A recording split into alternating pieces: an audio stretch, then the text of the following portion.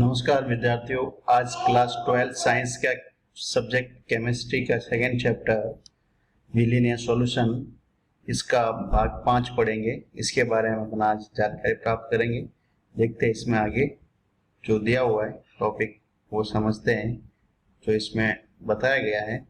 तो देखते हैं, अणुसंख्य गुण द्रव वाष्प दाब का अपेक्षित अवनमन। जो अणुसंख्य गुण द्रव है वाष्प दाब का अपेक्षित अवनमन क्या है, इसके बारे में अपन पढ़ेंगे।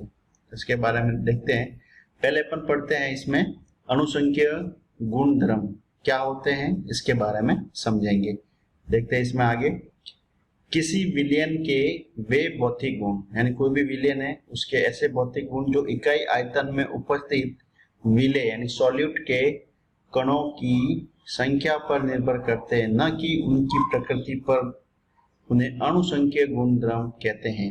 इन्हें कोलिगेटिव प्रॉपर्टी कहते हैं इंग्लिश में। इसका मतलब ये होता है किसी भी विलयन के ऐसे भौतिक गुण जो इकाई आयतन में उपस्थित विलय होता है यानी सॉल्यूट जो कम मात्रा में के कणों की संख्या पर निर्भर करते हैं, न कि उनकी प्रकृति पे। उन्हें अणुसंख्य गुण द्रव या गुण कहते हैं। इंग्लिश में इसको कोलिगेटिव प्रॉपर्टी ऑफ सॉल्यूशन कहते हैं। ये निम्नलिखित आपकी बुक में है जो इसमें दर्शाए गए हैं। पहला देखते हैं वाष्प दाब का अपेक्षित अवनमन। दूसरा है, इसमें देखेंगे अपन कथनांक में उन्नयन, जो कथनांक के अंदर उन्नयन है वो उसका भी एक अणुसंख्य गुण द्रव है। तीसरा है हिमांक में अवनमन, ये भी इसमें दर्शाया गया है। चौथा है जो दिया हुआ है वाष्प दाब या प्राशन दाब, सॉरी इसको प्राशन दाब बोलेंगे, प्राशन दाब, ये भी एक अणुसंख्य गुण द्रव है जो इसमें दर्शाया गया है। आपके मतलब इस टॉपिक अणुसंख्य गुण द्रव में 4 है। प्राशन मतलब वाष्प दाब का अपेक्षित अवनमन, कथनांक में उन्नयन, हिमांक में अवनमन, प्राशन दाब अब इसमें बताया गया। अब हम देखते हैं कि अणुसंख्य गुण द्रव या आणविक द्रव्यमान की गणना। ये एक आपको इसमें एक पिक इंसर्ट की गई है। देखिए, यदि किसी विलयन में विलय की तुलना में विलय की मात्रा अत्यंत कम हो, यानी कोई विलयन है इसमें विलय की तुलना में विलय की मात्रा बहुत कम होती है, यानी विलय की मात्रा ज्यादा विलय की मात्रा कम होती है, तो ऐसे विलयन को हम क्या बोलते हैं, पहले पढ़े तनु विलयन कहते हैं। तनु विलयन के कुछ गुण विलयन में उपस्थित कणों की संख्या पर निर्भर करते हैं, अर्थात गुण विलयन में घुली हुई विलय की मात्रा पर निर्भर करते हैं, न कि प्रकृति पे। ध्यान रखना, अणुसंख्य गुण द्रव क्या होता है, यानी ये गुण जो होते हैं वो विलयन में घुले हुई विलय की मात्रा पर, सॉल्यूट के अमाउंट पे डिपेंड करते हैं, न कि उनकी नेचर में, प्रकृति पे। इन गुणों को अणुसंख्य गुण द्रव या कोलिगेटिव प्रॉपर्टीज कहते हैं। कुछ अणुसंख्य गुण द्रव जो आपको दिखेंगे वो मैं पहले बता चुके। 4 टाइप्स है इसमें दिया हुआ है, वाष्प दाब का अपेक्षित अवनमन, कथनांक का उन्नयन, हिमांक का अवनमन एंड प्राशन दाब ऑस्मोटिक प्रेशर। ठीक है, इनको 1 बाय 1 अपन आगे समझते हैं। तो दिया हुआ पहला वाष्प दाब का अपेक्षित अवनमन, लोअरिंग जो होता है वेपर प्रेशर के अंदर उसको पढ़ते हैं। दिया हुआ है, जब किसी शुद्ध विलायक में अवाष्पशील विलय घोला जाता है तो उसका वाष्प दाब कम हो जाता है, अर्थात विलयन का वाष्प दाब शुद्ध विलायक से कम होता है। इसे वाष्प दाब में अवनमन कहते हैं। राउल्ट ने अवाष्पशील विलय के लिए राउल्ट का नियम दिया। ये भी ध्यान रखना, राउल्ट का नियम किसके लिए दिया, राउल्ट ने अवाष्पशील नॉन वोलेटाइल विलय विलयों के लिए राउल्ट का नियम दिया, जिसके अनुसार जब किसी शुद्ध विलायक में कोई भी शुद्ध सॉल्वेंट है विलायक में अवाष्पशील विलय घोला जाता है तो वाष्प दाब का अपेक्षित अवनमन या लोअरिंग होता है। किसमें, वेपर प्रेशर में। विलय के मोल अंश के बराबर होता है, जो भी विलय होता है उसके मोल अंश के बराबर होता है। अवाष्पशील विलय द्वारा शुद्ध विलायक के वाष्प दाब में अवनमन तथा शुद्ध विलायक के वाष्प दाब के अनुपात को वाष्प दाब का अपेक्षित अवनमन कहते हैं। ये आप इसमें से पढ़ सकते हो, उसमें लिखा हुआ है। ठीक है, इसमें और आगे देखते हैं। माना शुद्ध विलायक व विलयन में वाष्प दाब क्रमशः, जो आप मानते हो कि शुद्ध विलायक और विलयन का वाष्प दाब क्या है, P1 नॉट और P1 है। तो P1 नॉट जो है वो किसका है, शुद्ध विलायक सॉल्वेंट का वाष्प दाब है। P1 किसका है, ये विलयन का है, सॉल्यूशन का वेपर प्रेशर है। आगे देखते हैं, अतः वाष्प दाब का अपेक्षित अवनमन वो क्या होगा, P1 not minus P1 upon P1 not. ये विलयन का बताया गया। माना किसी विलयन में विलायक व विलय के मोलों की संख्या क्रमशः N1 और N2 है, वो दर्शाया गया है। तो उसके मोल अंश क्रम से x1 x2 हो, तो विलय के मोल जो है वो देखते हैं इसमें, मोल अंश x1 x2, x1 बराबर n2 upon n1 plus n2। राउट के नियम से, राउट का नियम जो आप पढ़ के आए हो, P1 not minus P1 upon P1 not बराबर, अब मोल अंश जो है यहाँ पे दिया, मोल फ्रैक्शन दिया हुआ है n2 upon n1 plus n2, ये दिया हुआ है राउट के नियम से। दोनों विलेन के लिए, वेरी डाइल्यूट सॉल्यूशन के लिए n is greater than n2 and n1। n2 और n1 बराबर होते हैं, इनको नगण्य मानते हैं, n2 और n1 को। तो इसको यहाँ किसको कंसीडर करेंगे, n1 को इसमें दिया हुआ है। अतः P1 not minus P1 upon P1 not बराबर n2 अपॉन n1, ये इसका गणितीय रूप आ गया। आगे देख, चूंकि n1 जो होता है, जो मोल होता है n1, वो देखते हैं इसमें क्या होता है, W1 upon m1, W1 upon m1 ये दिया हुआ है। Given mass and molar mass, mole क्या होता है, गिवन मास अपॉन मोलर मास।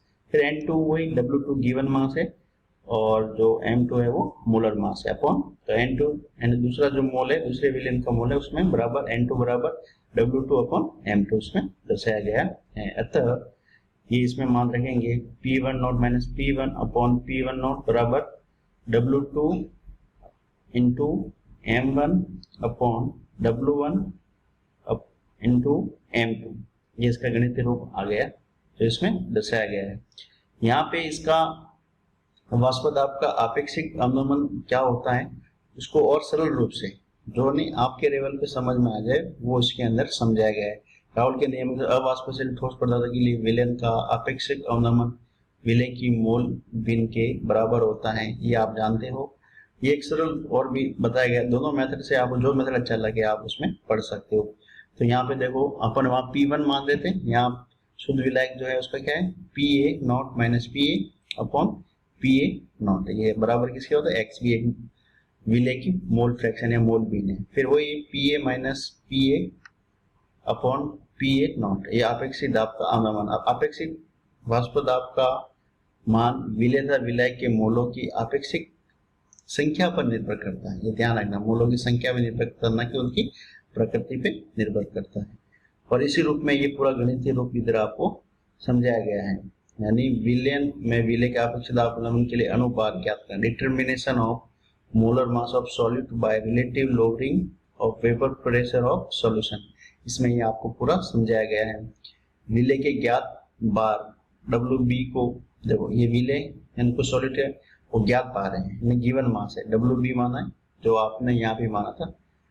VB को विलायक के ज्ञात, अब विलायक के अंदर ज्ञात बार W1 ग्राम में घोलकर एक तनु विलयन बनाते हैं, तो विलयन का अपेक्षित वाष्प दाब का अनुप्रयोग के द्वारा ज्ञात कर लेते हैं। यदि विलय तथा विलायक के अनुभार, विलय और विलायक सॉलिड एंड सॉल्वेंट के जो अनुभार है, यानी मोलिकुलर वेट हो क्या है, MB और M है, तो विलय के मोल, अब मोल ज्ञात करना, जैसे मैंने N1 आपको क्या किया था, वहाँ Na लिखा है, Na बराबर WA अपॉन Ma, ये विलायक के मोल है। फिर विलेय यानी सॉल्यूट, यानी कम मात्रा में होता है उसको विलेय कहते हैं, ज्यादा मात्रा में होता है उसको विलायक कहते हैं। तो विलेय यानी सॉल्यूट है, उसका NB बराबर WB अपॉन MB, ये क्या है, विलेय और विलायक के मोल का फॉर्मूला है।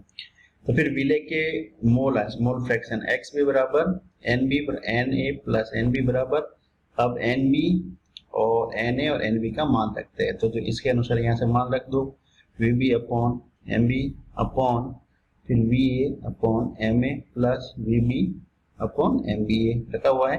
तो राउल के नियम से XB बराबर PA, जो राउल का नियम आपने जो पहले ये पढ़ा है, यहाँ पे भी पढ़ा है, उस तरफ भी पढ़ा है, दिया हुआ है, तो PA not minus PA upon PA not, वो आगे देखते हैं, WA अपॉन MB अपॉन फिर WA upon MA plus VB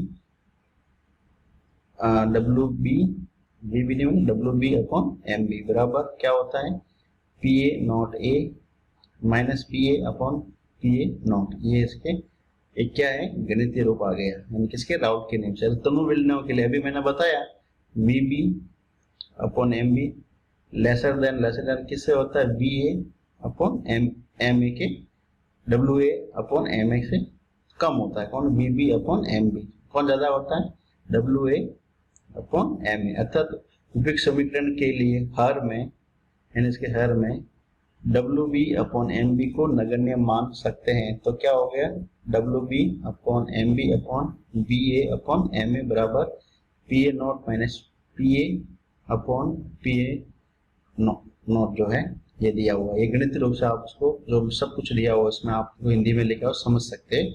वो आगे देखते हैं, अब इसको सोल्व करते हैं। W A into M A upon W A into M B बराबर P A not minus P A upon P A not. अब आगे देखते हैं डब्ल्यू बी, यानी जो आगे आपको क्या ज्ञात करना वो देखते हैं एम बी, यानी एम बी आपको यहाँ पे ज्ञात करना है, यानी विलय के जो मॉलिक्यूलर वेट है वो आपको ज्ञात करना है। विलय यानी जो विलय उसका मॉलिक्यूलर वेट ज्ञात करना है। तो एम बी बराबर दिया हुआ है W B upon M A, W B into M A upon W A, तो क्या P A naught upon P A not minus P A, ये एक समीकरण बन गया। जो मतलब जो मैं भी बोल रहा हूँ पूरा इसके अंदर totally step by step explain किया हुआ है, आप यहाँ से भी समझ सकते हो। आगे देखते हैं इसमें कथनांक का उन्नयन। कथनांक क्या होता है, ठीक है, बॉइलिंग पॉइंट का उन्नयन,